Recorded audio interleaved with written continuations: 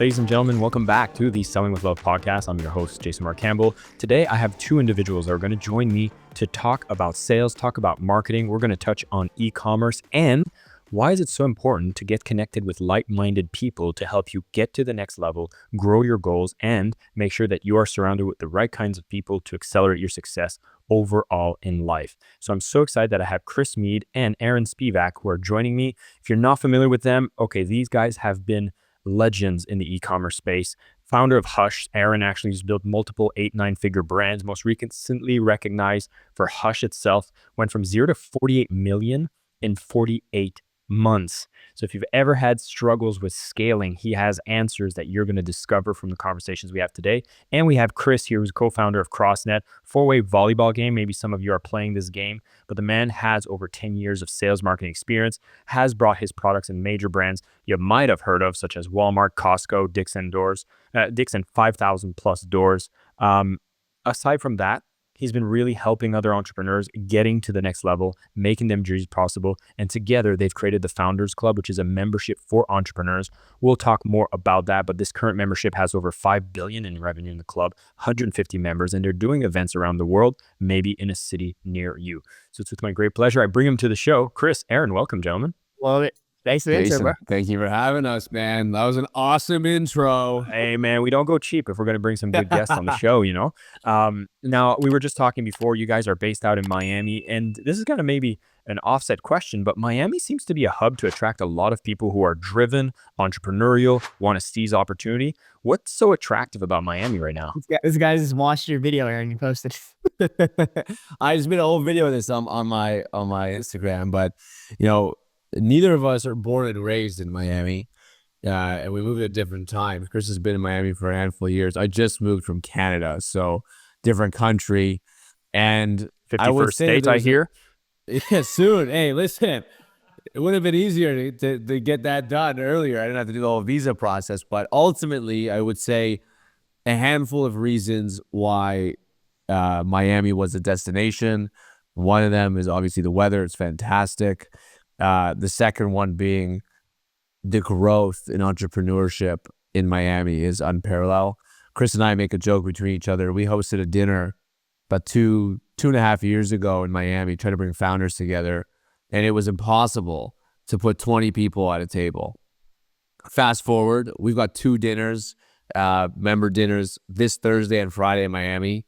There's over 200 people between the two of them on a wait list, people begging to get in. And of course, we prioritize members, but we look at each other and we say, wow, like, yeah, we've done a good job. We've grown, but the city of Miami has grown tremendously. And it's one of those places we want to be at. And, you know, being on the East Coast, the time zone, there's a whole bunch of reasons. But I think what we're trying to do, what we're trying to build, being headquartered in Miami is advantageous to us. There seems to be these cities that are, and if I think from the top of my head, that seem to attract entrepreneurial vibes. You got Miami, you have Austin, if you're looking in America. There seems to be Dubai being a mega hub attracting some attention. What makes it so that people are drawn to those places, and what happens once you're there? Like, okay, you're connecting with other entrepreneurs, not just because you're wanting to get some good food with friends. There's a vibe that gets formed when you go to these places, isn't there? Crazy talent, man. It's just nonstop every day. Like me and Aaron are tomorrow morning playing with an exited founder for $100 million company, playing Padel 7 a.m. It's just every opportunity that we have to get away from our cell phones and our computers are spent with legit entrepreneurs that are making us better. And 99% of the time, it's not even talking about work. It's just being in their presence, and one conversation, one thing leads to the next, and your life just gets a whole lot better in a short time. Yeah. I forget where I was hearing this, that, you know, one of the things that's the most rich in America is this accessibility to like risk capital. And I wish I could give the source. I just recently watched that on a YouTube video, but like the amount of people that are willing to take risk, invest in companies, and you're rubbing shoulders with somebody like that, you'll share an idea. They'll be like, let's go. That's a very like, if you're an entrepreneur, being close to people who, you know, people just say like, let's go when you share an idea, that kind of weeds out the people that are like, oh yeah, if only I had the money, if only I had this and that. That goes out the door. And then it's like, hey, you got an idea, start executing when you're surrounded with this kind of opportunity, which kind of brings me to the question of like, entrepreneur is a sexy term, but it's often just people with ideas that don't take any action. What do you think is the difference between this? Like people that are just like, oh, there's just so many roadblocks, but then entrepreneurs that are going out, creating things, making money, scaling fast. There's a divide there. I think there is a divide, but when you look at a founder, an entrepreneur, what you're really looking at is someone that has taken a tremendous amount of risk to put forward an idea that it was otherwise just sitting in their head and trying to bring it to the world. And, we've obviously been so close to founders and entrepreneurs for the last 2 years, building out this community. But one thing that we personally love about entrepreneurs and founders is not only the economic value. I mean, every thriving society is built on the back of small businesses, medium-sized businesses, and of course, enterprise businesses that run capital markets. But it's all based on someone's idea. However, the inverse of that, of taking that big chance on yourself and life savings, we've all heard the heroic stories of founders with nothing. And both of us are spitting examples of those, and I'm sure we'll get into it. But the truth that every single one has in common is the feeling of loneliness, the feeling of being alone, the feeling of no matter how many employees you have, no one will understand what it's like to be the founder, to be the person that has put it all on the line time and time again and again. And it never really ends. It feels like you get out of one situation and you're into the next one. And it was one of the main motivations, both of us, I've had successful brands, I've had exits, but the truth was that it would have been so much easier, and it is so much easier when you're surrounded by like-minded individuals who are also in the same boat as you. There's so many times where I think I'm having a meltdown in my business, and the odds that someone else is dealing or has dealt with the exact same thing and potentially even has a solution is there. I just was never connected to them.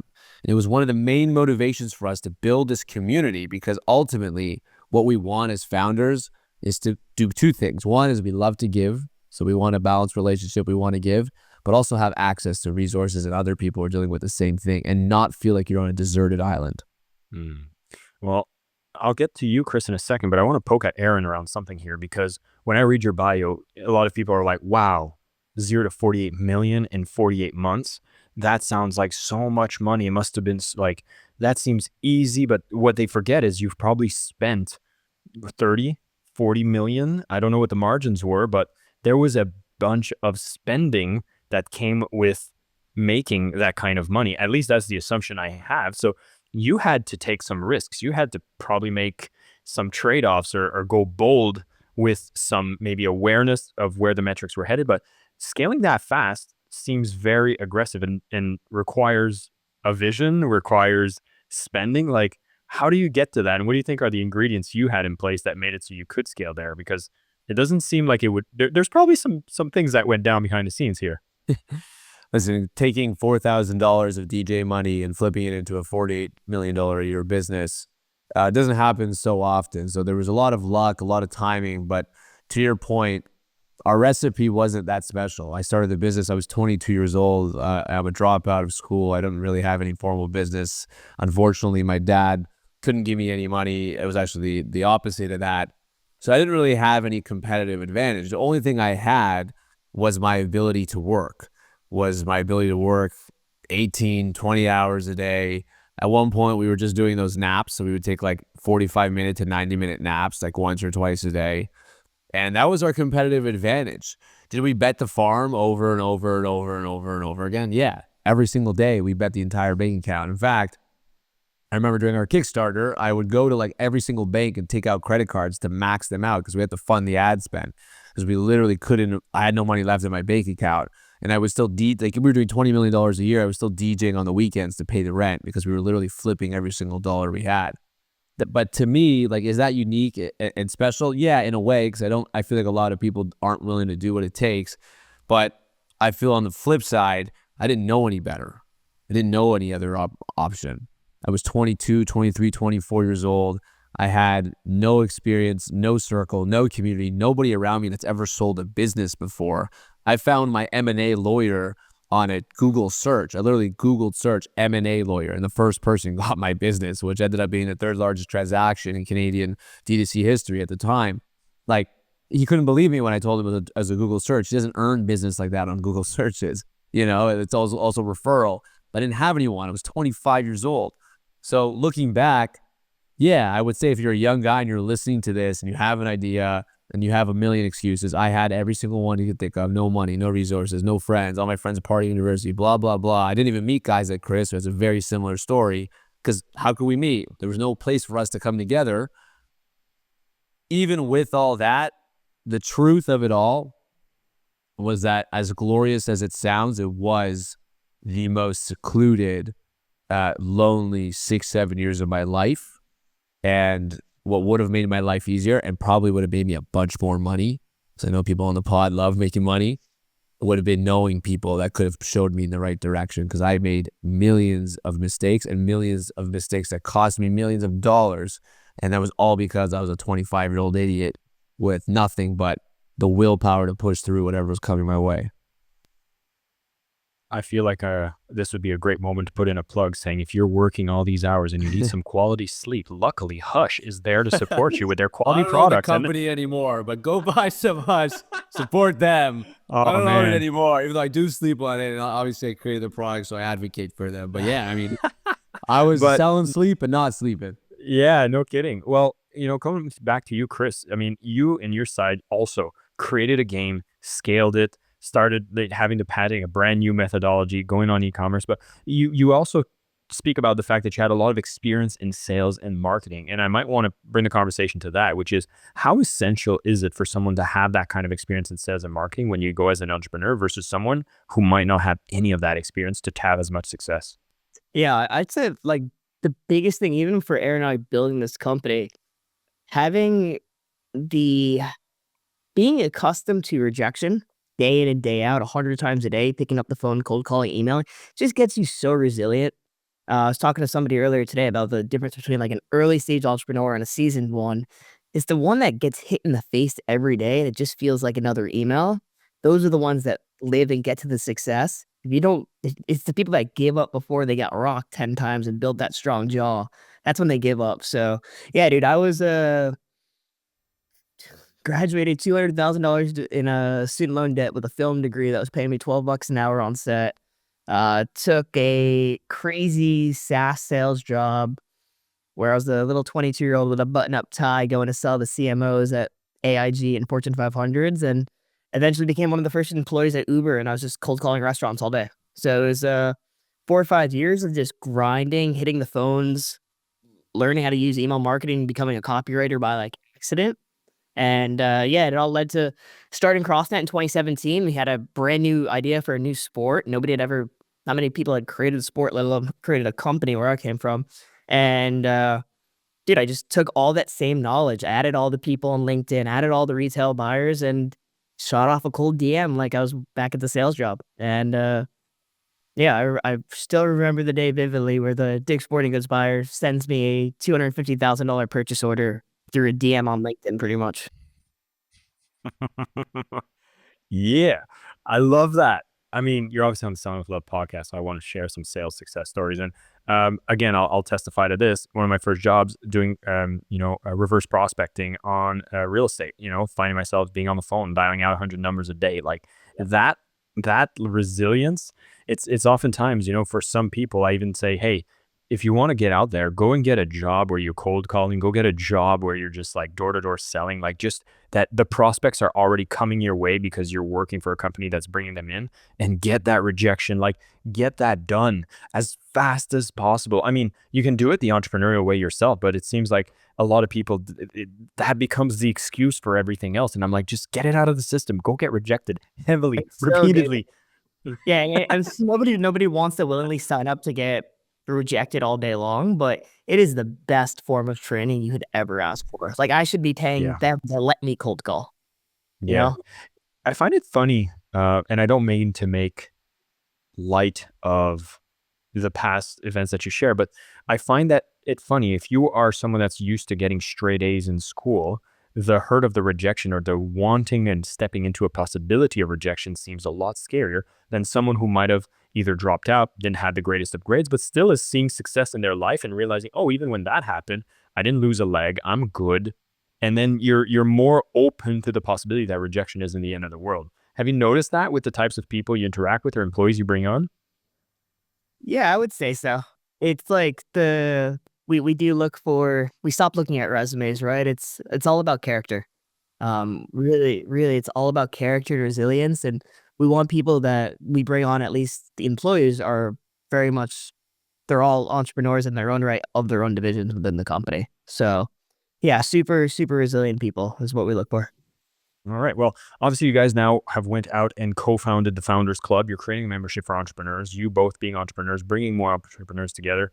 And what's a series of events that led to the fact that the next venture needs to be this? Like, you guys could have went into creating a new sport. You could have went and dealing with anything else, but you found that the most important thing to do was to bring entrepreneurs together. So, what was the why behind that? Yeah, I mean, me and Aaron have both very different stories, but very similar stories in the sense that entrepreneurship was scary, lonely, continues to be.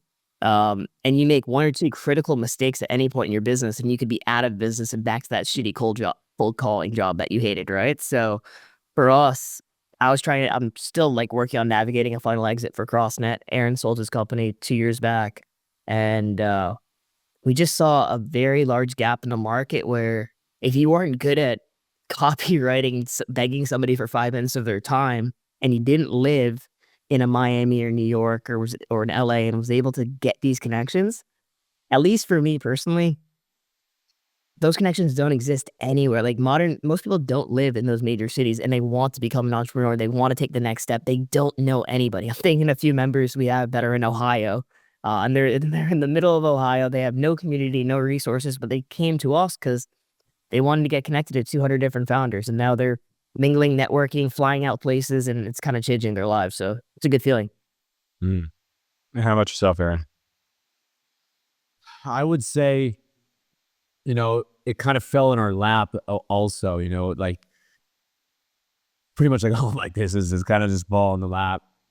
Post selling the company, Chris and I actually came up with this brilliant idea to have dinner with as many founders as possible.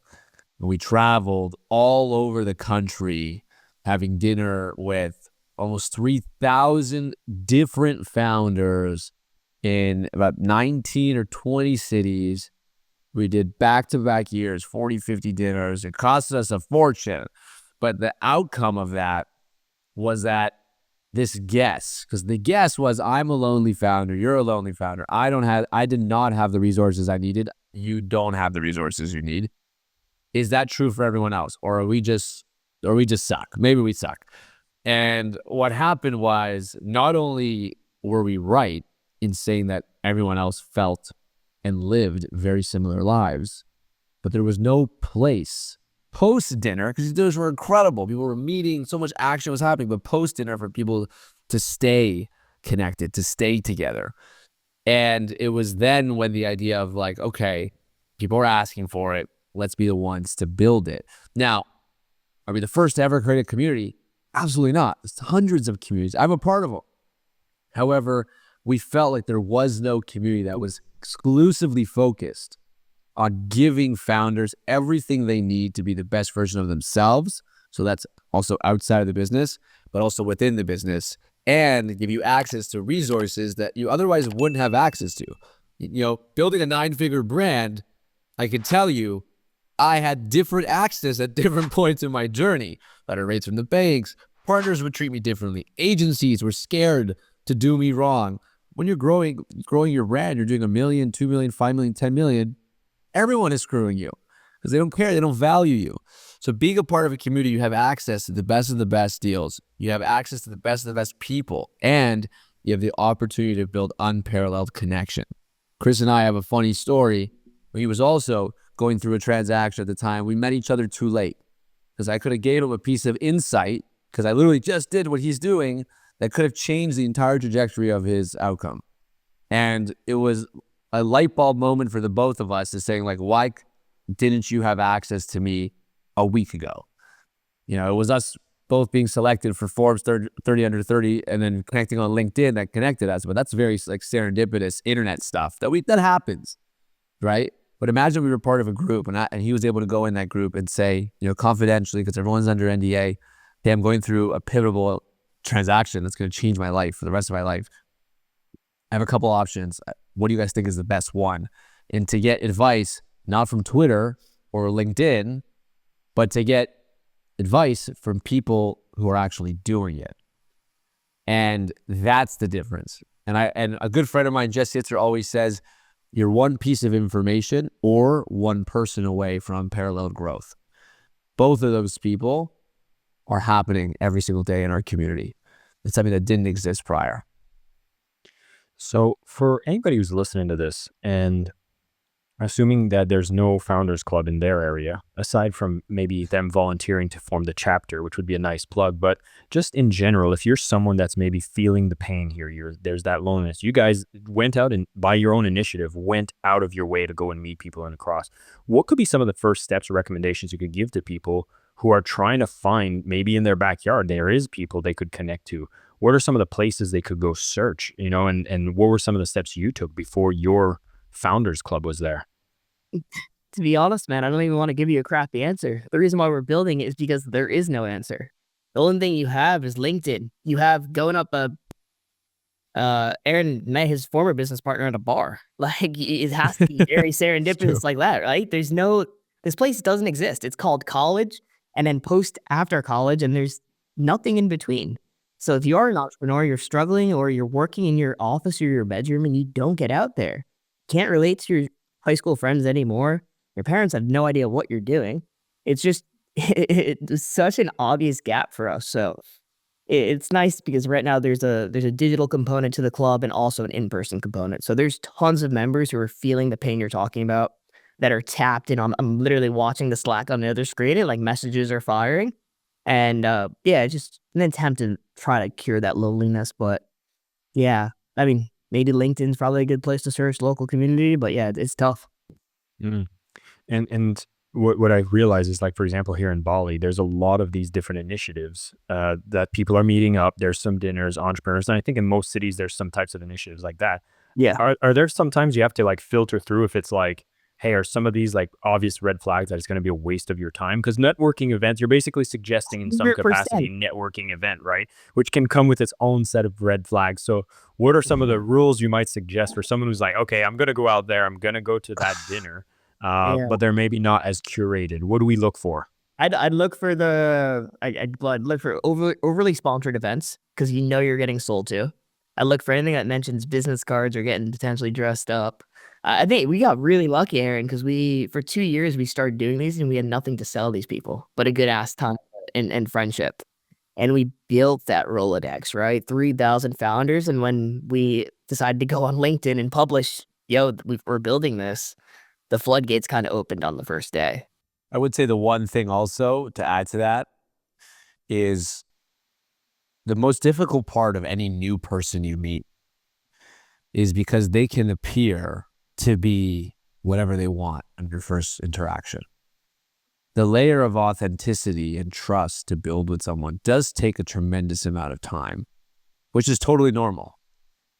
What we're building it's a very key word, and the word is vetted. When you get to join a highly vetted community, highly vetted dinner, you know, because you've went through the process. We have a very strict and quite decently long admissions process.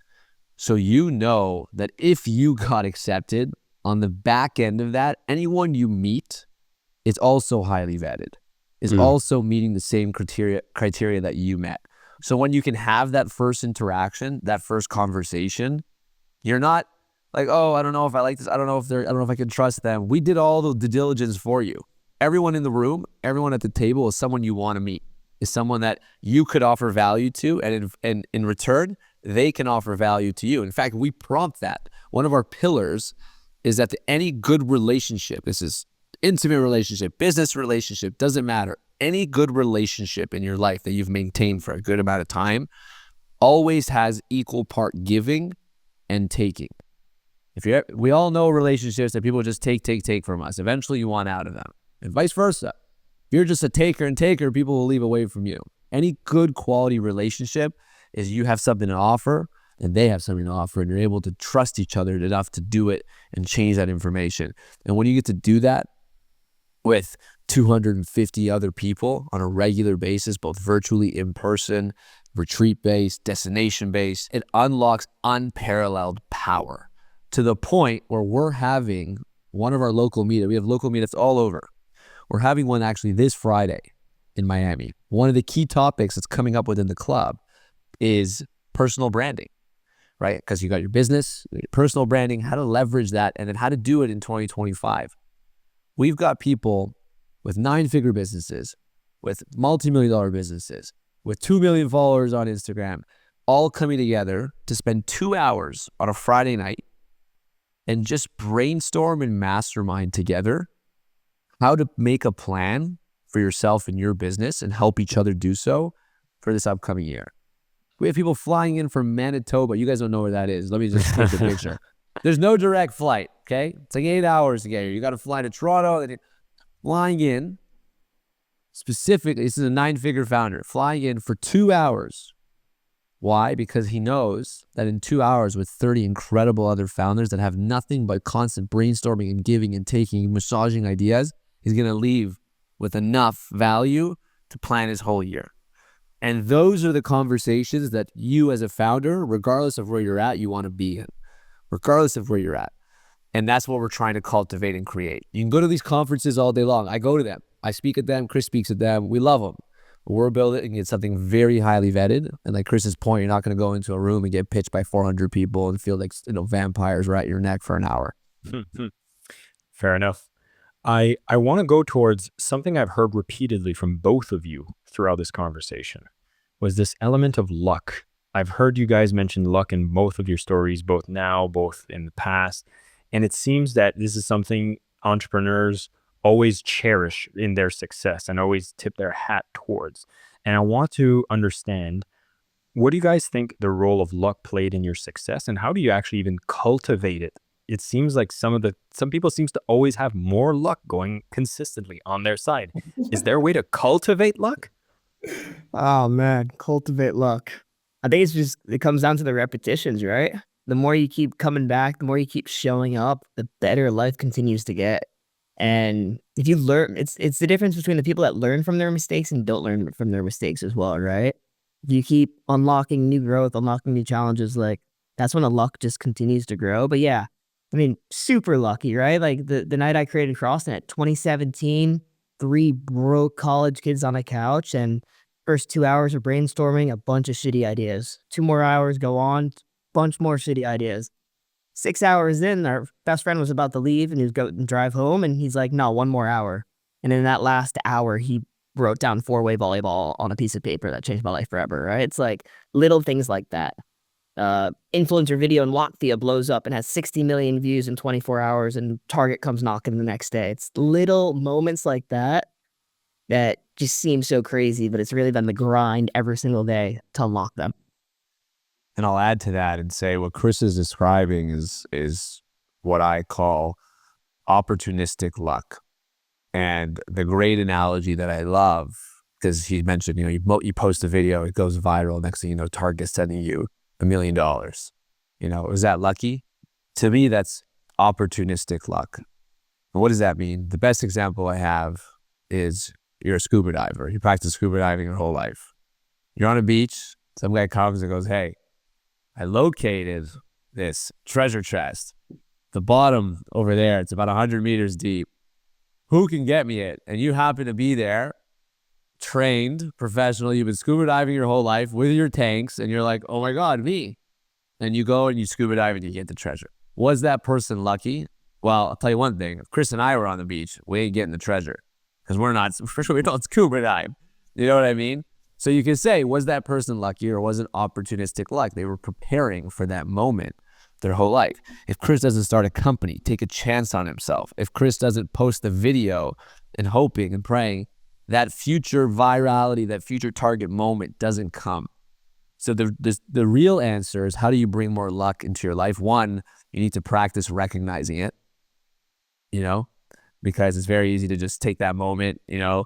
I'm sure you did this anyways, but you could take that moment and be like, we need 10 more videos. It's like, wait a second, like, let's just sit with this for a second. This was pretty cool. Let's just change our business, right? So one is recognize the moment.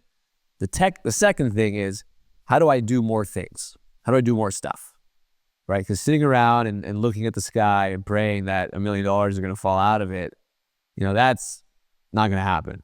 What's most likely to happen is if you keep doing things, trying, tasting, testing, doing things that you don't know are going to work or not, and you do it with good integrity and good intention, odds are things start to fall into you instead of away from you, and you get to have those viral moments, your treasure chests.